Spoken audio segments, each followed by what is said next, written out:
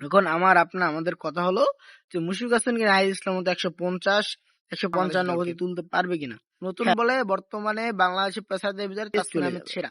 আরেকটা শান্ত হলো যে শান্তটাকে আমাদের অস্ট্রেলিয়া সিরিজে প্রয়োজন, সেই শান্ত হলো ধীরে ধীরে ধীরে ধীরে রান তুলবে এবং অযথা কোনো শট খেলবে না। আর মাত্র অল্প কিছুদিন বাকি অস্ট্রেলিয়া টেস্টের। এই টেস্ট নিয়ে আমাদের প্রত্যাশা অনেক, আমাদের আশাও অনেক, কিন্তু আমাদের স্কোয়াড, অস্ট্রেলিয়ার স্কোয়াড, আমাদের বর্তমান পরিস্থিতি, অস্ট্রেলিয়ার বর্তমান পরিস্থিতি সবকিছু বিবেচনা করে অস্ট্রেলিয়ার বিপক্ষে আমাদের জয় পাওয়াটা কঠিন থেকে কঠিনতম হয়ে যাবে, কিন্তু আমরা আশা করি আমরা ম্যাচ জিতবো। এখন আমার কথা হলো, এই জায়গায় প্যাট কামিন্স, স্টার্ক এদের সামনে এই দেওয়াল হয়ে দাঁড়ানোর মতো আমাদের ব্যাটসম্যানটা কে? এই প্রশ্নটা আমাদের সবার মনেই, যে অস্ট্রেলিয়ার বাঘা বাঘা বোলারদের সামনে দেওয়াল হয়ে দাঁড়ানোর মতো আমাদের ব্যাটসম্যানটা কে? এই প্রশ্নের উত্তরে সবার আগে বর্তমান বাংলাদেশের ব্যাটারদের পারফরমেন্স অনুযায়ী যার নামটা আসবে তিনি হলেন নাজমুল হাসান শান্ত। নাজমুল হাসান শান্ত বর্তমান টেস্টের সেরা ব্যাটসম্যান বাংলাদেশের হয়ে, এটা আমাদের মানতে হবে। এবং নাজমুল হাসান শান্ত বর্তমানে ফর্মে আছে। নাজমুল হাসান শান্ত চাইলে সে যদি দেখে শুনে খেলে, আশা করি তার একটা বড় ইনিংস হবে, সে দেওয়াল হয়ে দাঁড়াতে পারবে অস্ট্রেলিয়া বোলারদের সামনে। নাজমুল হাসান শান্তর ভিতরে দুইটা শান্ত আছে।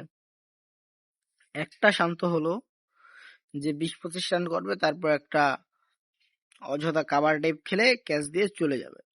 আরেকটা শান্ত হলো যে শান্তটাকে আমাদের অস্ট্রেলিয়া সিরিজে প্রয়োজন, সেই শান্ত হলো ধীরে ধীরে ধীরে ধীরে রান তুলবে এবং অযথা কোনো শট খেলবে না। আমরা কিন্তু এমন নাজমুল হাসান শান্তকেই দেখে আসছি।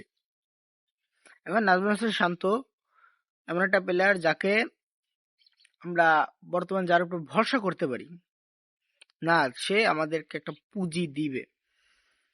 আরো একজন আছে, সেটা হল মুমিনুল হক। সেও পারফর্ম করে আসছে, কিন্তু সে শান্তদের মতো ওডিআই না খেলার জন্য, লিটন দাসের মতো ওডিআই, টি-20, টেস্ট 3 ফরম্যাটে না খেলার জন্য অনেকটা আড়ালে থেকে যায়। মুমিনুল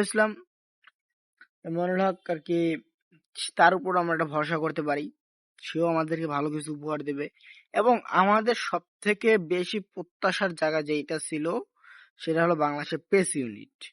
এই পেস ইউনিটে আমাদের একটা অস্ত্র নাই, নাহিদ ইসলাম নাই। একটা সুখবর আসার কথা ছিল, তবে সে যেহেতু অস্ট্রেলিয়া থেকে দেশে ফিরে আসছে, তার মানে আমাদের আর কোন সুখবর আসবে না। এখন আমাদের কথা হলো যে পেস ইউনিটে বাংলাদেশ কেমন করবে। দেখেন, নাহিদ ইসলামের জায়গায় মুশফিক হাসানকে নেওয়া হয়েছে। নাহিদ ইসলামের জায়গায় মুশফিক হাসানকে নেওয়া হয়েছে দলে। এখন আমার কথা হলো, আমার কথা না, সবাই কথা, যে মুশফিক হাসান কি নাহিদ ইসলামের মতো প্রত্যাশা, নাহিদ ইসলামের উপর আমরা যে প্রত্যাশাটা করেছিলাম, সে প্রত্যাশা অনুযায়ী বল করতে পারবে মুশফিক হাসান? এই প্রশ্নটা আমার, আপনার, আমাদের সবার। এখন আমার কথা হলো, মুশফিক হাসান কিন্তু ডেবিউ হবে এমন না। মুশফিক হাসান আগেও কয়েকটি টেস্ট খেলছে এবং নাহিদ ইসলামের আগেই তার অভিষেক হয়েছে, এবং নাহিদ ইসলামের অভিষেক ম্যাচেও সে একাদশে ছিল। এখন আমাদের কথা হলো যে মুশফিক হাসান কি নাহিদ ইসলাম মতো 150-155 গতি তুলতে পারবে কিনা। হ্যাঁ, মুশফিক হাসানও খুলনার হয়ে 152 গতি তুলেছিল। খুলনার হয়ে মুশফিক হাসান কিন্তু নাজমুল হাসান শান্তদের মতো আর কি একেবারে প্রত্যেকটা স্তরে খেলে খেলে তারপর জাতীয় দলে এসেছে। অনেকে আসে জাতীয় দল, বর্তমানে অনেক খেলোয়াড় আছে যারা আর কি সব স্তর খেলে নেই, কিন্তু মুশফিক হাসান, নাজমুল হাসান শান্ত, মেহেদী হাসান মিরাজ, তাসকিন আহমেদ, সাইফ হাসান, এরা প্রত্যেকটা স্তর খেলে তারপর জাতীয় দলে আসছে। মুশফিক হাসান কিন্তু খারাপ বলার তেমন, মুশফিক হাসানের প্রতি আমরা একটা প্রত্যাশা করতে পারি। এবং ওই কন্ডিশনে, ডেরুয়েনের ওই কন্ডিশনে আমাদের ব্যাটসম্যানদের ভিতরে আমরা নাজমুল হাসান শান্ত, মইনুল হক, মুশফিকুর রহিম, এই তিনজন আমরা ভরপুর প্রত্যাশা করতে পারি। বাকিদের কথা আমি বলতে পারি না। আর যে একজন বাকি, আর পেস ইউনিটের যে কথাটা হলো, সেখানে খালেদ আহমেদ আছে, যার উপর যে নিজের সেরাটা দেওয়ার চেষ্টা করবে। আমরা বিশ্বাস করি খালেদ আহমেদ কিন্তু দলে সুযোগ পেলে নিজের সেরাটা দেওয়ার চেষ্টা করে সব সময়। এখন কোন প্লেয়ার খারাপ খেলতে চায় না, খালিদ আহমেদের সাপোর্টটা এখন একটু বাদ রাখলাম। এখন আমরা আসি হাসান মাহমুদ, মুশফিক হাসান, তাসকিন আহমেদ।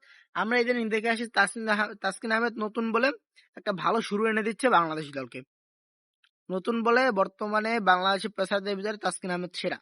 এটা কেউ মানেন আর না মানেন। তাসকিন আহমেদের শুরুর দিকে তাসকিন আহমেদ যে কোনো একটা দলকে ধরাশায়ী করে দিতে পারে নতুন বলে। এবার আসি হাসান মাহমুদ এবং মুশফিক হাসান। হাসান মাহমুদ বর্তমানে হাসান মাহমুদ কিছুদিন আগে কাউন্টি ক্রিকেট খেলে এসেছে এবং সেখানে এখানে একটা ফাইপারও আছে তার, এবং 2 ম্যাচে 9 উইকেট নিয়েছে সে। এটা হচ্ছে বাংলাদেশের দ্বিতীয় বলার হিসেবে হাসান মাহমুদ এই অর্জনটি করেছে, আর এক সাকিব আল হাসান করেছিল। আর হাসান মাহমুদ বর্তমানে ফর্মে আছে। হাসান মাহমুদ যে খারাপ করবে তা না, আমার কথা আবার ঘুরে ফিরে মুশফিক হাসানের কাছে চলে আসে। তো আমরা আশা করি মুশফিক হাসান ও নাহিদ ইসলামকে নিয়ে আমরা যে প্রত্যাশাটা করেছিলাম সেই প্রত্যাশার ফল মুশফিক হাসান দিবে। এবং সব মিলিয়ে শেষ মুহূর্তে লিটন দাসকে দলে আনা হয়েছে। এবং আমার যে কথা, লিটন দাসকে দলে আনা হয়েছে ভালো কথা, লিটন কুমার দাসকে দলে আনা হয়েছে ভালো কথা, কিন্তু তাকে যেন মাশরাফি না বানায়। মাশরাফি বিন মুর্তজা কিন্তু নিজের ইনজুরি নিয়েও খেলে গেছে, এই কারণে সে তার ক্যারিয়ারটা অত একটা বড় করতে পারে নাই। আমাদের অনুরোধ যেন লিটন দাসকে মাশরাফি না বানায়। সিঙ্গাপুর থেকে আনছে, 7 দিন হয়েছে, তার আমার মনে হয় আর একটু রেস্ট দরকার ছিল। দ্বিতীয় ম্যাচে আনা উচিত ছিল, কিন্তু প্রথম ম্যাচে আনছে, ভালো হয়েছে। তার এর আগে লাস্ট আন্তর্জাতিক ম্যাচটাও অস্ট্রেলিয়ার প্রতি বিপক্ষে ছিল 1 মাস আগে। 1 মাস পরে সে অস্ট্রেলিয়ার বিপক্ষে আন্তর্জাতিক ম্যাচ খেলতে নামছে। আশা করি সেখানটাতেও সে ভালো করবে। সব মিলিয়ে এই সিরিজে আমরা একটা দারুণ আশা করতে পারি। এর আগে অস্ট্রেলিয়ার মাটিতে বাংলাদেশ একটা টেস্ট খেলছিল কত বছর আগে আমার মনে নেই, কিন্তু ওই টেস্টে যে মজার ব্যাপারটা ছিল, সবাই বলেছিল যে বাংলাদেশ 2 দিনে হেরে যাবে, কিন্তু না, আর কি আমরা আরো 2 দিন বাড়াইছি, আমরা 4 দিন পর্যন্ত ম্যাচ নিছি। তো আমরা এবার আর আগেরবার 4 দিন পর্যন্ত ম্যাচ নিছি, এবার আমরা আর কি ম্যাচ জিতবো ইনশাল্লাহ। এবার না শুধু সিরিজ জিতবো যদি আল্লাহ আমাদের সহায় হন, প্রত্যেকটা প্লেয়ারের বেস্ট দেওয়ার চেষ্টা করে। এবং আমার সবার প্রতি যে আহ্বানটা থাকবে, আমরা সবাই এই দলটাকে সাপোর্ট দিই। এই দলটার বর্তমানে ভরপুর সাপোর্ট দরকার। এই দলটা নিজের আর কি যতটাই সামনে এসে বলুক যে না আমরা ম্যাচ জিতবো, আমরা চেষ্টা করবো, আমরা নিজের সর্বোচ্চ দিয়ে চেষ্টা করবো, আমরা তাদের বিপক্ষে লড়াই করার জন্য মুখিয়ে আছি, এরা কিন্তু ভিতরে একটু হলেও ভয় পাচ্ছে যে এই স্কোয়াডের সামনে আমাদের বর্তমান পারফরমেন্স অনুযায়ী, আমাদের এই অনুযায়ী আমরা কেমন করব। তো আমাদের এই কারণে তাদেরকে সাপোর্ট দেওয়া উচিত, ভরপুর সাপোর্ট দেওয়া উচিত। আশা করি আপনারা সবাই বাংলাদেশ ক্রিকেট দলকে সাপোর্ট দিবেন। ইনশাআল্লাহ বাংলাদেশ ক্রিকেট দল অস্ট্রেলিয়া থেকে সিরিজ জিতে তারপর দেশে আসবে। আল্লাহ হাফেজ।